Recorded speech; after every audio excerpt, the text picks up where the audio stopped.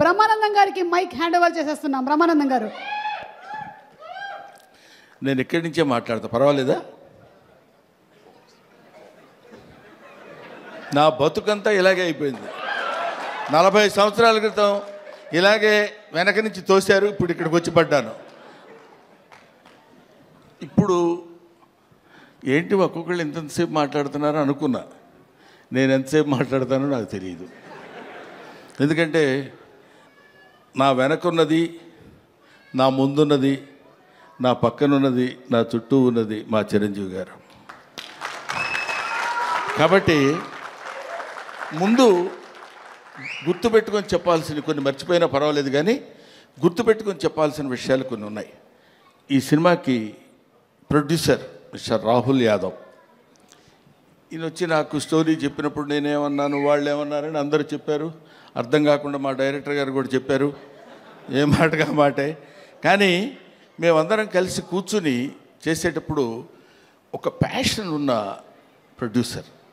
జనరల్గా ఊరికే ఏదో డబ్బు ఇచ్చేసి సినిమా చేసేయండి అనటం కాకుండా, సినిమా ఇలా తీస్తే బాగుంటుంది, ఇలా ఉంటే రాత్రి 7:30 వరకు, ఇవాళ మార్నింగ్ 7:30 వరకు కూర్చొని పనిచేసినటువంటి అతి తక్కువ మంది కుర్ర ప్రొడ్యూసర్స్లో నేను చూసింది రాహుల్ యాదవ్ని. I feel proud. అటువంటి అంటే కొంచెం చదువుకుని దాన్ని ఆకళింపు చేసుకుని మంచి సినిమాలు తీయాలనేటువంటి ఆలోచనలో ఉన్న ప్రొడ్యూసర్స్లో రాహుల్ యాదవ్ ఒకడు. ఆ తర్వాత డైరెక్టర్ నిఖిల్ తను ముందు అసలు ఫస్ట్ ఒక 3 days నన్ను, ఇంకా ఇదిగో ఇప్పుడు మన రఘుబాబు లాంటి వాళ్ళను, లేకపోతే ఒక రాజీవ్ కనకాల లాంటి వాళ్ళను చూసినప్పుడు ఒక చిన్న అంటే నేను వీళ్ళని డైరెక్ట్ చేస్తున్నాను అనే దాని నుంచి ఒక 3 days కొంచెం తప్పుకోవడానికి కష్టపడింది. ఎందుకంటే వెరీ వెరీ గుడ్ బాయ్, దానితో పాటు వెరీ ఇంటెలిజెంట్ బాయ్. లేకపోతే ఇంత కథ ఈ రకంగా రాయగలిగినటువంటి కెపాసిటీ సామాన్యంగా ఉండొచ్చు. ఇది తాత మనవడు గురించి చెప్పేది. ఒక మాటలో చెప్పాలంటే, with the permission of the producer, ఒక మాటలో చెప్పాలంటే ఒక బేవర్స్ తాత, ఒక ఎడమెంట్ గ్రాండ్ సన్, వీళ్ళిద్దరూ వాళ్ళ జీవితాల్ని ఒకచోట నిలబెట్టుకుని ఒకచోట కలుసుకుని ఇద్దరు very good grand father and very good grand son అనే స్థితికి అందంగా తీసుకొచ్చినటువంటి స్టోరీ ఇది. తర్వాత ఇది వ్యాలంటైన్స్ డే రోజున రిలీజ్ చేస్తున్నాం అన్నారు. వ్యాలంటైన్స్ డే అంటే ప్రేమికుల దినోత్సవం. ప్రేమికులు అనగానే మనం వెంటనే టీనేజ్లో అమ్మాయిలు అబ్బాయిలు ప్రేమించుకోవటాలు అనేది అది కామన్ పాయింటే. ఒక తాత మనవడు ప్రేమించుకోవటంలో కూడా ప్రేమ ఉంది, ఒక తండ్రి కొడుకు ప్రేమించుకోవటంలో కూడా ప్రేమ ఉంది. ఇలాగా ఒక స్నేహితుడు మధ్య కూడా ప్రేమ ఉంటుంది. అది ప్రేమ ఈజ్ యూనివర్సల్. అది రేపు తాత మనవడిద్దరి మధ్య ఉన్నటువంటి ప్రేమ గురించి చెప్పే రోజున February 14th ఈ సినిమా రిలీజ్ అవుతుంది. సినిమా చాలా అద్భుతంగా ఉంది. నా మాట వినడం చూడండి, అమ్మతోడు మీరు నమ్మండి సార్, నా మాట వినడం బతికినట్టం కాదు. సిన్సియర్గా సినిమా బాగుంది అని అబద్ధం చెప్పకుండా చెప్పేటువంటి స్థితి నాకు నా సినిమా చూసిన తర్వాత కలిగింది. అందువల్ల మీ ముందు చెప్తున్నాను. ఆ తర్వాత ఈ సినిమాలో నాకు గురువు, దైవం, ఆద్యుడు, నీ పేరు చెప్తాను అనుకుంటున్నావు కదా నువ్వు? చిచ్చి, నీ పేరు ఎందుకు చెప్తాను నేను? వెన్నెల కిషోర్. అతను ఇందాక ఊరికే కావాలండి కామెడీగా అన్నాను కానండి, మనిషి చాలా అంటే ఎక్కువసేపు ఆయన కామెడీ చాలా బాగా చేస్తాడు, ఈ సినిమాలో అద్భుతంగా చేశాడని చెప్పడం కంటే, ఈ కథ ముందు రాహుల్ యాదవ్ గారు ఆయనకు వినిపించారు, హీరోగా ఉండండి మీరు చేయండి అని.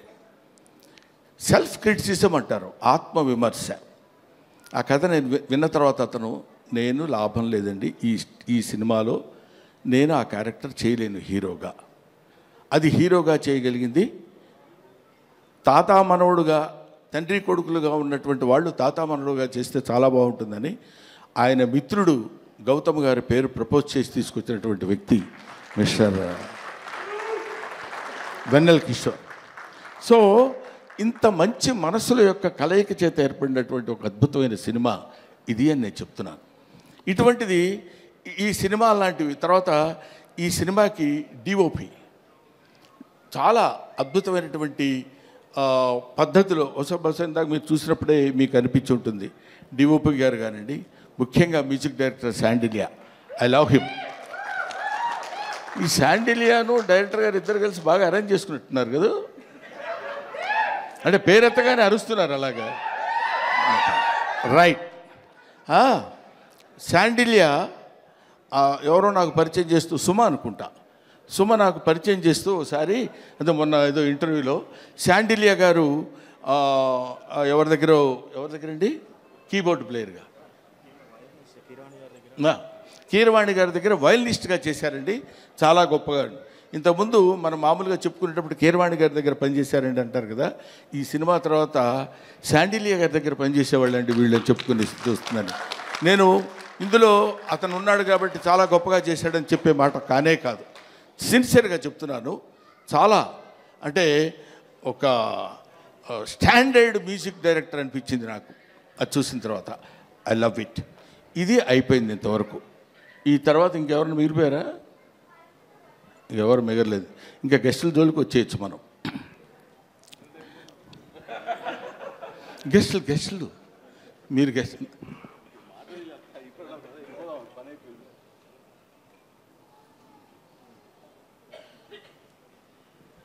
అది ఇప్పుడు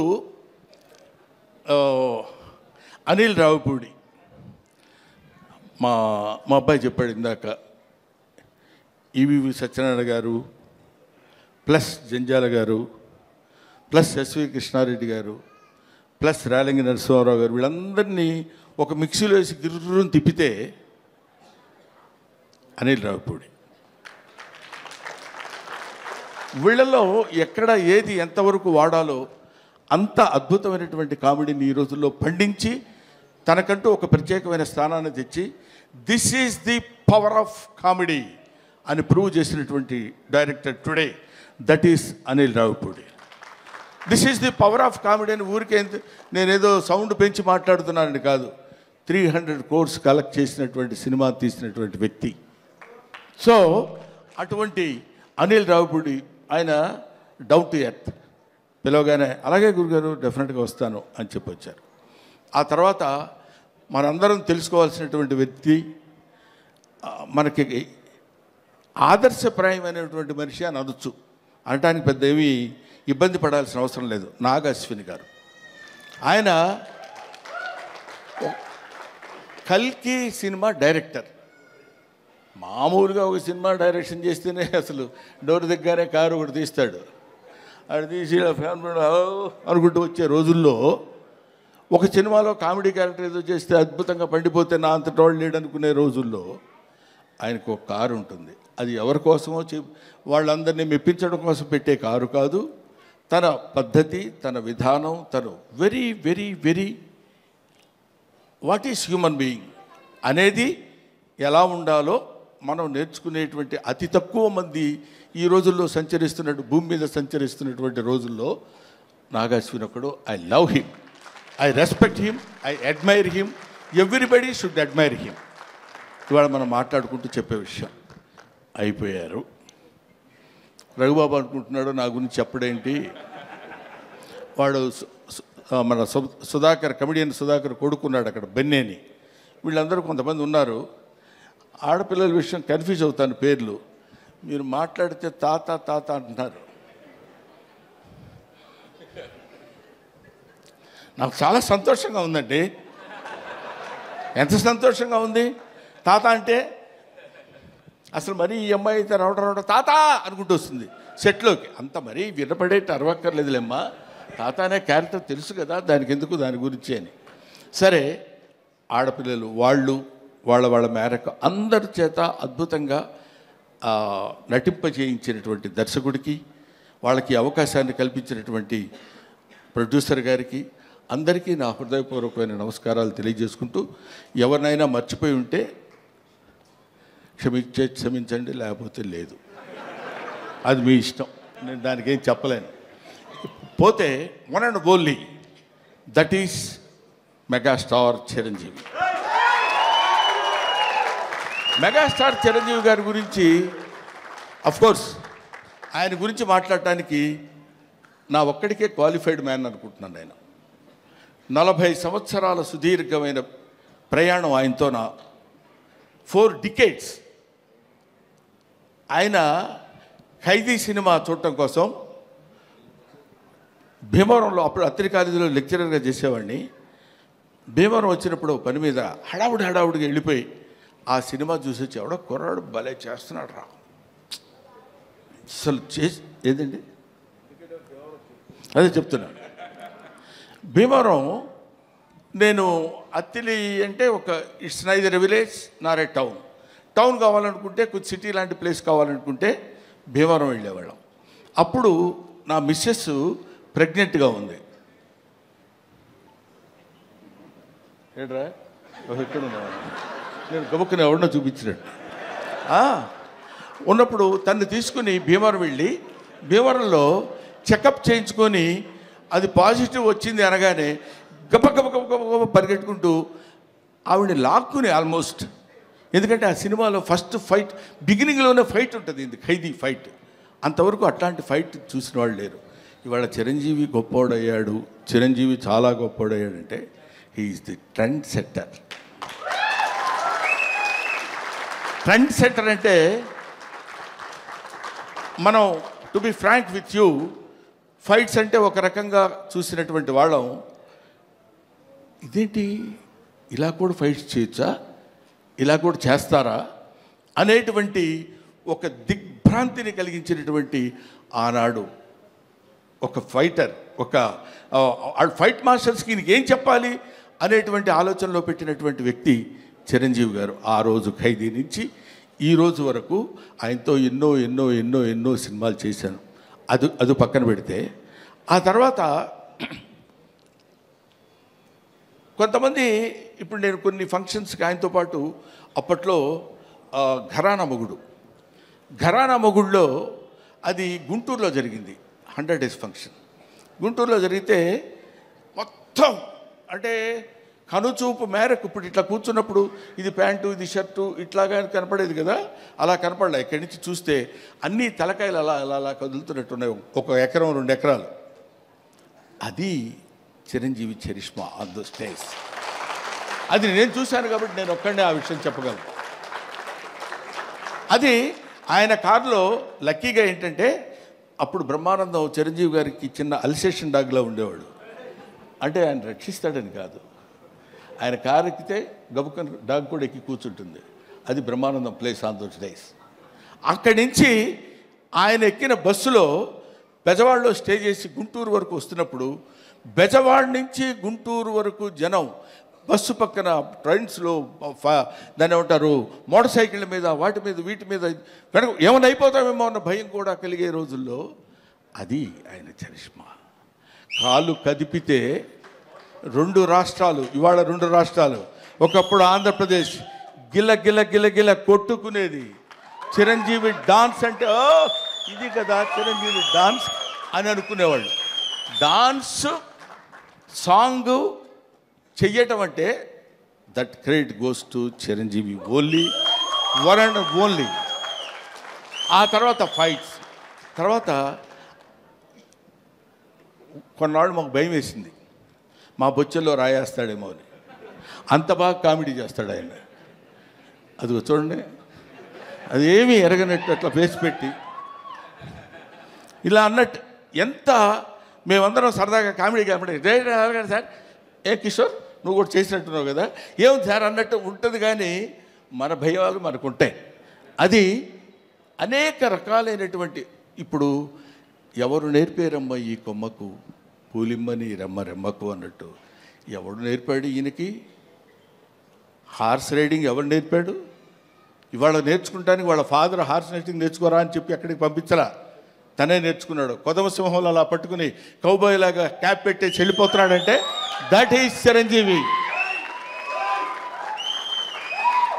అసలు బంగారు కోడి పెట్ట అన్నప్పుడు ఇదిగో ఇది 25 years బ్యాక్ చరిత్రని ఇప్పటి వరకు మీరు గుర్తుపెట్టుకుని ఉన్నారు. That is Chiranjeevi. ఊరికి నేను చిరంజీవిని పొగట్టం కోసం నేను ఇవాళ రమ్మలేదు. ఆయన ఇవాళ యాక్సెప్ట్ చేసి ఇక్కడికి వచ్చి ఏది చేసినా అదొక అద్భుతం, ఏది చేసినా అదొక ఆశ్చర్యం.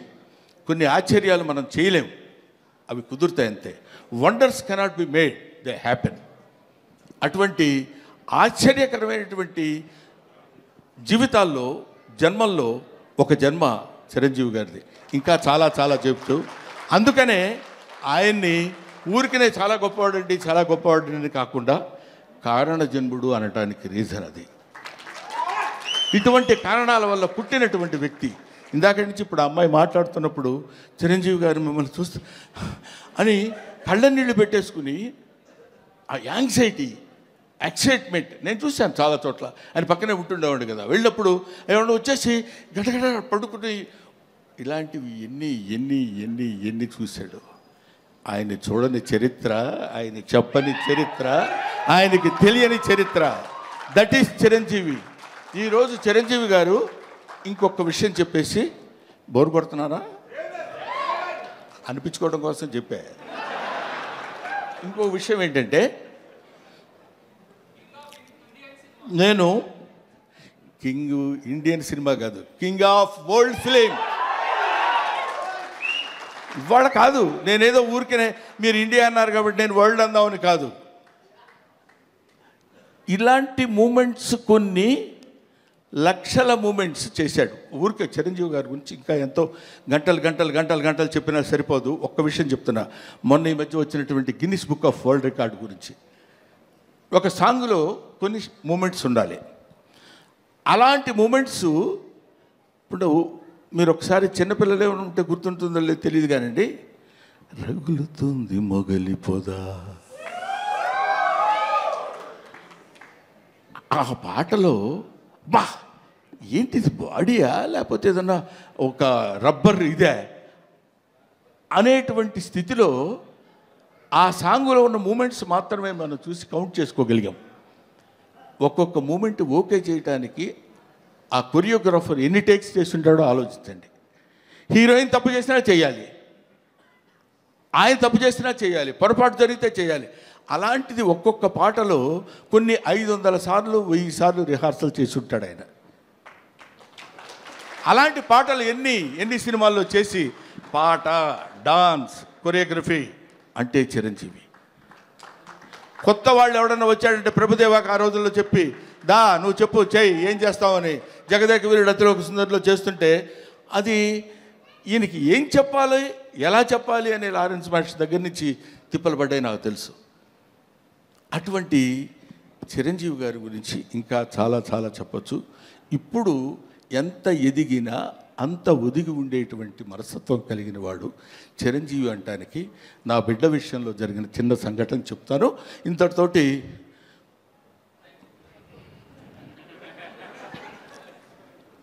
నేను ఈ సినిమాకి చీఫ్ గెస్ట్గా